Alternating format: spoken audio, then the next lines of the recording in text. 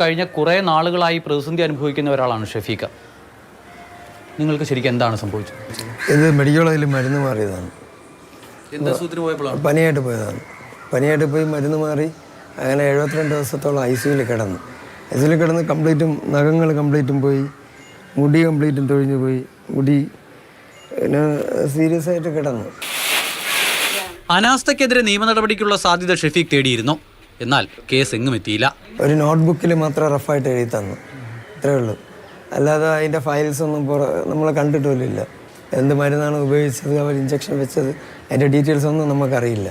കാര്യങ്ങളൊന്നും വ്യക്തമായിട്ട് അറിഞ്ഞിടാം.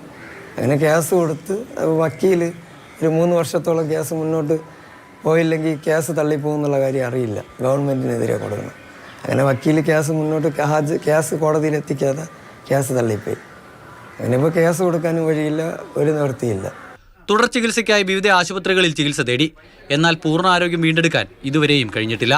ഇതിപ്പോൾ എറണാകുളത്ത് പോയപ്പോഴാണ് 6 ലക്ഷം രൂപ ആവുമെന്ന് പറഞ്ഞത് സർജറിക്ക്.